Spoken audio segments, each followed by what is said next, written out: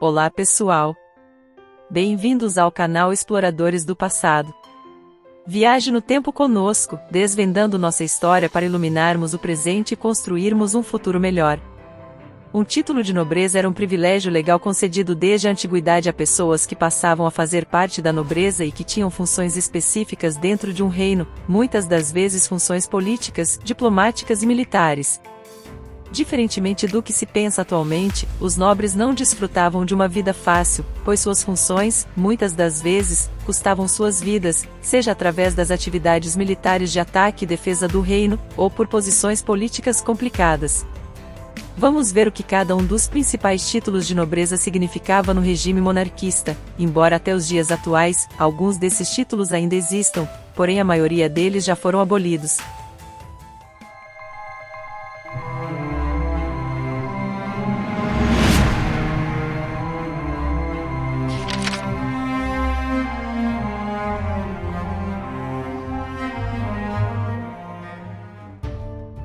Escudeiro.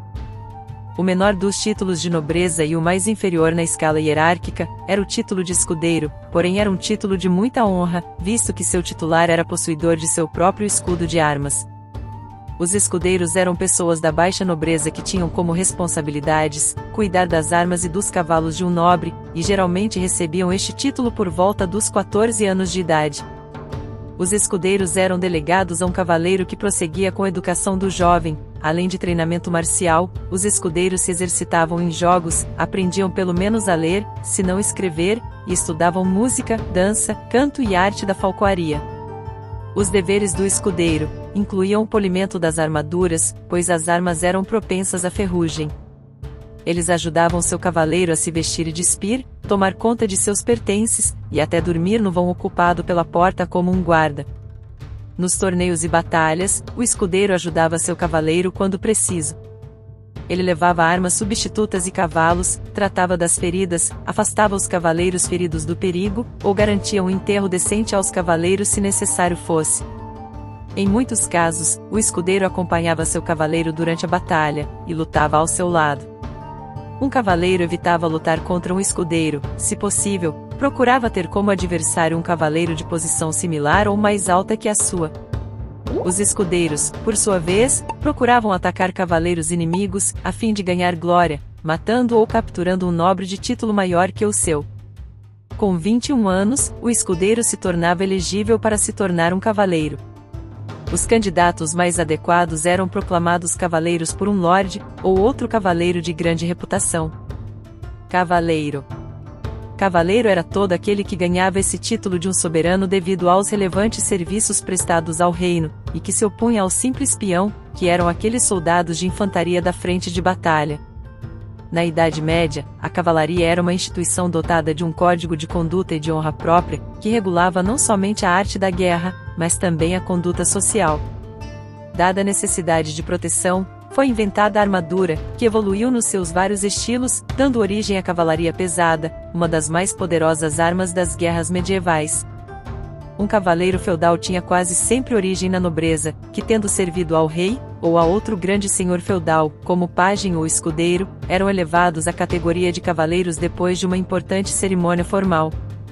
Durante essa cerimônia, o candidato a cavaleiro prestava juramento comprometendo-se a ser sempre corajoso, leal, cortês, e proteger os indefesos.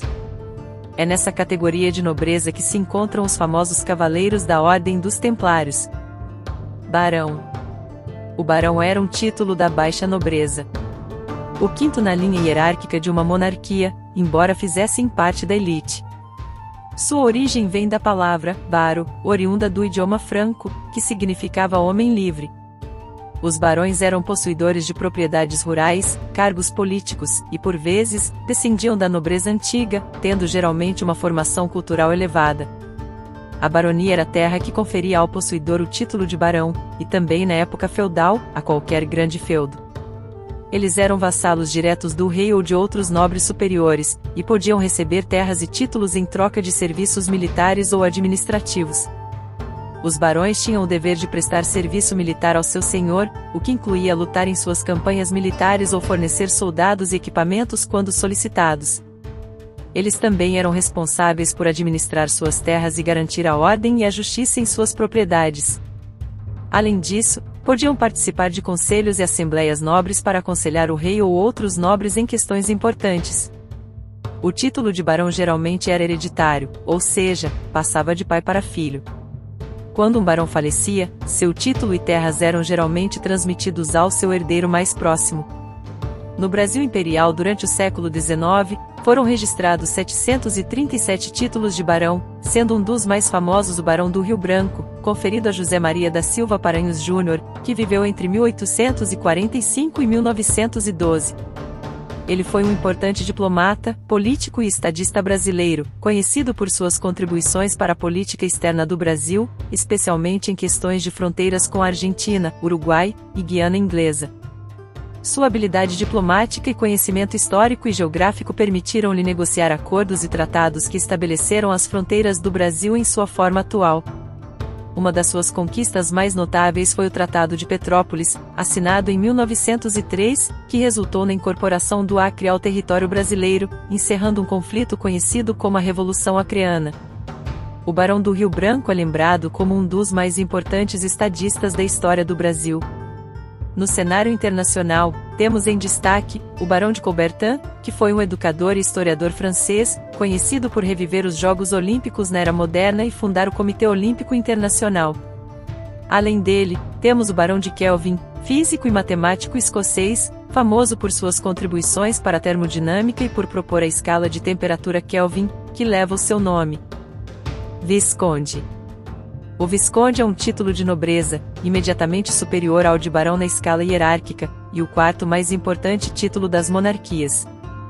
Ele tinha a dignidade de Visconde, o substituto do Conde, daí o nome Visconde ser derivado da palavra vice-conde. Ele sustentava esse título ao ser um membro do governo do condado onde ele residia e cuidava, ou era o filho herdeiro do conde, enquanto não sucedia seu pai no condado, sendo-lhe confiadas antecipadamente uma porção do feudo.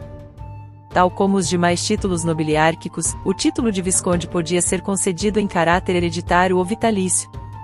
Quando um Visconde falecia, seu título e terras eram transmitidos ao seu herdeiro mais próximo. Os Viscondes eram geralmente designados para governar regiões fronteiriças ou estrategicamente importantes. As funções e obrigações de um Visconde eram semelhantes às de um barão, mas eles tinham maior importância política e administrativa. Eles governavam os viscondados em nome do conde, ou outro nobre superior, e podiam ser responsáveis por questões militares, judiciais e administrativas em suas terras. Esse título de Visconde foi muito usado no Brasil Imperial durante o século XIX, onde foram registrados 209 pessoas com esse título. Entre os mais destacados, podemos citar o Visconde de Mauá, que recebeu esse título do imperador Dom Pedro II em 1854, em reconhecimento às suas realizações e contribuições para o desenvolvimento econômico do Brasil. Ele foi um visionário e pioneiro na promoção da industrialização no Brasil. Ele investiu em diversos setores industriais, como o têxtil, metalúrgico e ferroviário, contribuindo para o crescimento econômico do país. Mauá foi um dos principais responsáveis pela construção das primeiras ferrovias no Brasil.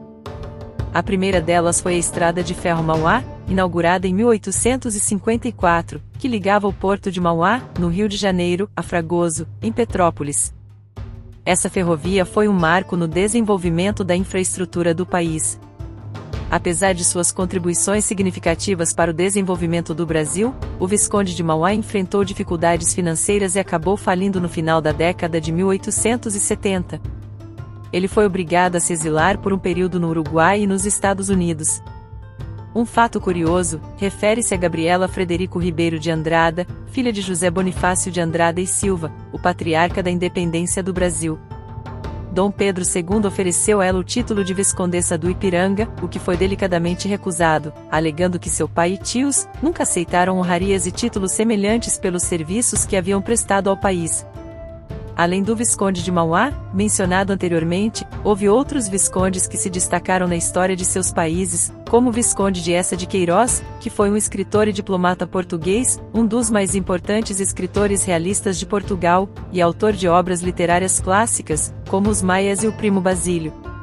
O Visconde de Casteleriag, que foi um político e diplomata britânico do século XIX, que desempenhou um papel fundamental na organização do Congresso de Viena em 1814, redefinindo o mapa político da Europa após as guerras napoleônicas. Conde. O título de conde é de alta nobreza, e é imediatamente superior ao título de visconde. Na Idade Média, o conde era o senhor conde feudal, dono de um ou mais castelos, e de terras denominadas condados. O conde era originalmente o representante do rei ou imperador em uma determinada região ou província. O conde era responsável por administrar seu condado em nome do rei ou do imperador. Suas funções incluíam a administração da justiça, a arrecadação de impostos, a manutenção da ordem pública e a defesa militar da região. Além disso, o conde era responsável por liderar as tropas locais em tempos de guerra e fornecer suporte militar ao soberano. O título de conde era geralmente hereditário, ou seja, passava de pai para filho. Quando um conde falecia, seu título e terras eram transmitidos ao seu herdeiro mais próximo. Mas posteriormente, a partir do século XIV, com o fim do feudalismo, o título nobiliárquico foi utilizado apenas como grau de nobreza, pois como a sociedade passou a organizar-se em estados, os nobres que moravam em castelos, foram pouco a pouco mudando-se para cidades e para palacetes urbanos, formando cortes de nobres. O Brasil Imperial registrou 50 pessoas com esse título, sendo 44 condes e 6 condessas, como a Condessa do Andaraí e a Condessa da Piedade, além dos condes de Iguaçu, Irajá, Itaguaí, Mesquita, Nova Friburgo, Paraná, Porto Alegre, Santa Cruz, São Salvador, dentre outros.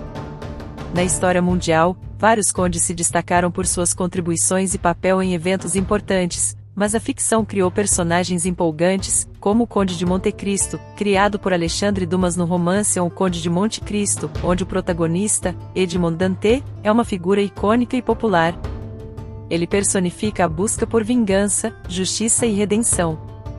Também temos o famoso Conde Drácula, um vampiro imortal, criado por Bram Stoker, no romance Drácula. Ele se tornou uma das figuras mais emblemáticas da literatura de terror e cultura popular. Marquês. O segundo título de nobreza na escala hierárquica é o título de marquês.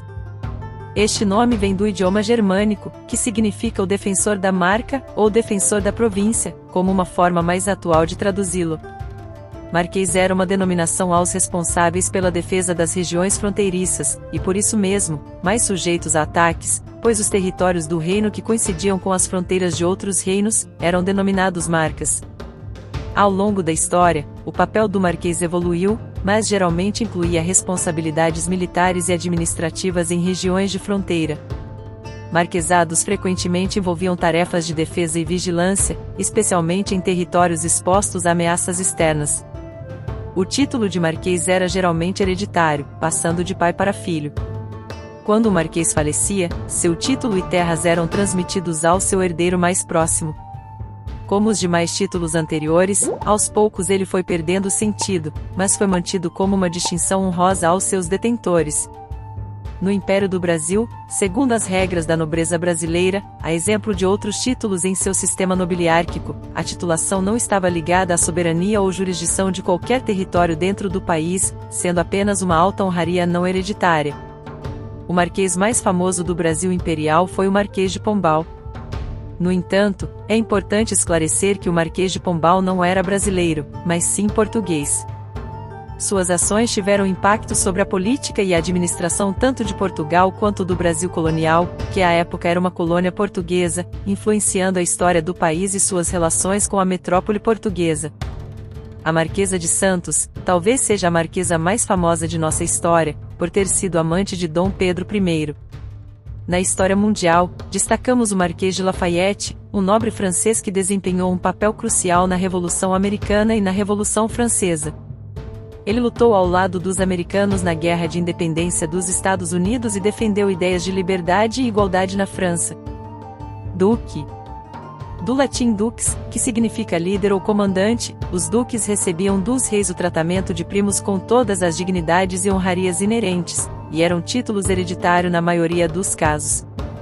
Era o mais alto título nobiliárquico das principais monarquias do mundo, abaixo apenas do título de príncipe. Na Idade Média, o título foi primeiro instituído entre os monarcas para designar os regentes de províncias logo acima dos condes e de seus condados, figurando no mais alto lugar da hierarquia nobiliárquica. Originalmente, o duque era o governante de um ducado, um território ou região que era governado por um líder militar ou comandante. Historicamente, os duques exerciam autoridade sobre os territórios que lhes eram atribuídos. Eles tinham o direito de governar com uma certa autonomia, especialmente em ducados independentes. Suas funções incluíam a administração da justiça, a arrecadação de impostos, a proteção militar do território e a manutenção da ordem. Também era muito comum consignar esse alto título de nobreza para alguns dos príncipes mais importantes do reino. Os ducados eram territórios importantes e muitas vezes extensos. Eles podiam abranger várias províncias ou condados menores, e os duques detinham controle sobre as terras e os vassalos dentro de suas jurisdições. No Brasil imperial só tivemos 4 duques: o Duque de Caxias e o de Santa Cruz, e as duquesas do Ceará e de Goiás. O mais famoso, o Duque de Caxias, foi um militar que participou de inúmeras campanhas militares ao longo de sua carreira. Ele teve um papel fundamental na Guerra da Independência do Brasil, na Guerra Cisplatina, na Guerra contra Oribe Rosas, na Guerra dos Farrapos e na Guerra do Paraguai. Caxias ficou conhecido como pacificador devido à sua habilidade em conciliar e resolver conflitos internos no Brasil. Ele foi responsável por comandar as tropas que acabaram com as rebeliões separatistas na província do Maranhão, na província de São Paulo e na província do Rio Grande do Sul. Em 18 de junho de 1889, Caxias foi agraciado com o título de Duque de Caxias, pelo imperador Dom Pedro II em reconhecimento por seus serviços e contribuições militares ao Brasil. Ao longo da história do mundo, vários duques se destacaram por sua influência política, militar, cultural ou social, como o Duque de Wellington, que foi um militar e estadista britânico que ganhou destaque como comandante das forças aliadas que derrotaram Napoleão Bonaparte na Batalha de Waterloo, encerrando as guerras napoleônicas. Basicamente, o território de um reino era subdividido em diversas áreas administrativas, a fim de facilitar a governança do rei. Então, tínhamos as baronias, pequenos feudos comandados pelos barões, os quais estavam ligados diretamente a um condado, que eram administrados por um conde. As províncias, ou marquesados, eram administradas por um marquês, as quais reuniam sob sua jurisdição alguns condados e várias baronias. As províncias se somavam a outras províncias para formarem um ducado, que era administrados por um duque, e finalmente, 2 ou mais ducados, perfaziam o território de um reino, que era administrado por um rei, assim como na atualidade, onde somos divididos administrativamente em bairros, municípios, estados, regiões e finalmente em países. Todos esses títulos eram concedidos a nobres, que em sua maioria absoluta, não faziam parte da família real de um reino. A família real tinha outros títulos destinados exclusivamente a ela, sendo todos eles superiores ao título máximo da nobreza, que era o título de duque. O título de infante era concedido a todos os filhos legítimos de sangue real, filhos de reis e rainhas que não eram herdeiros diretos ao trono, embora em linha de sucessão ao trono caso algum herdeiro mais habilitado morresse. Na história, o infante Dom Henrique ficou famoso por ter sido um dos principais responsáveis e organizador da expansão marítima de Portugal, incluindo as navegações na costa norte da África, a descoberta das ilhas dos Açores e diversas outras proezas marítimas de Portugal. O infante Dom Henrique é conhecido na história como Henrique, o Navegador, filho do rei Dom João I de Portugal. Imediatamente após o infante, o título de príncipe era concedido aos filhos legítimos de sangue real, filhos de reis e rainhas que eram herdeiros diretos ao trono. O título de infante era usado apenas em Portugal e na Espanha, e as demais monarquias europeias se referiam aos filhos e filhas dos reis e rainhas, simplesmente como príncipes ou princesas. Nesses casos, o herdeiro direto do trono tinha normalmente um título adicional para distingui-lo dos outros príncipes, como por exemplo, príncipe real, príncipe imperial, príncipe da coroa, ou príncipe herdeiro. Assim ficou conhecida Isabel Cristina Leopoldina Augusta Micaela Gabriela Rafaela Gonzaga de Bourbon e Bragança, ou simplesmente a princesa Isabel, que era filha primogênita do imperador Dom Pedro II e da imperatriz Teresa Cristina, herdeira direta do trono brasileiro, a qual entrou para a história por ter assinado a Lei Áurea e ter acabado com o flagelo da escravidão no Brasil em 1888. O rei é o soberano de um reinado, o chefe de um estado e ocupante de um trono real, algumas vezes também chamado de monarca no mundo ocidental, ou de sultão no mundo islâmico. Um rei é o segundo maior patamar nobiliárquico e tem um status superior a qualquer outro título de nobreza abaixo da linha dos príncipes. Um reino é a união de 2 ou mais ducados. Os reis ostentam uma coroa, um manto real e outros símbolos que representem o seu poder, como um cetro. Os reis mais conhecidos e longevos da história vieram da França. Luís XIV, que governou por 72 anos, e seu bisneto, Luís XV, que ficou 58 anos no comando da França. Seu neto, Luís XVI, governou por apenas 18 anos, quando foi decapitado em 1792 durante a Revolução Francesa. Um dos reis mais polêmicos e cruéis da história foi o rei Henrique VIII da Inglaterra, o qual governou o país entre 1500 e 1547. Em seu reinado, houve muitas mortes, execuções e assassinatos. Ele é considerado o pior monarca da história inglesa, de acordo com a Associação dos Escritores Históricos do Reino Unido. Finalmente, um império é a união de diversos reinos, administrado por um imperador, tendo reis como seus súditos. Um império é um território extremamente vasto, que engloba vários reinos composto por várias nações e povos que professam diferentes religiões, falam idiomas distintos, mas que vivem sob o governo do mesmo imperador, como foram os impérios romanos, persa, otomano, português, espanhol, britânico e o Império Austro-Húngaro. Assim como os imperadores romanos que controlavam o vasto Império de Roma, alguns imperadores famosos foram Alexandre Magno, mais conhecido como Alexandre o Grande, que expandiu enormemente o Império Grego no século III a.C., e Carlos Magno, que tornou-se o rei dos francos no ano 768 e unificou a Europa Central e Ocidental. Ficamos por aqui, e agora deixo aqui um card recomendando um vídeo aqui no canal que tenho certeza que você irá gostar muito. Nesse vídeo, falamos sobre os tesouros de Tutancâmon e a história do Rei Menino. Obrigado por ter assistido esse vídeo e pelo like se você gostou desse conteúdo.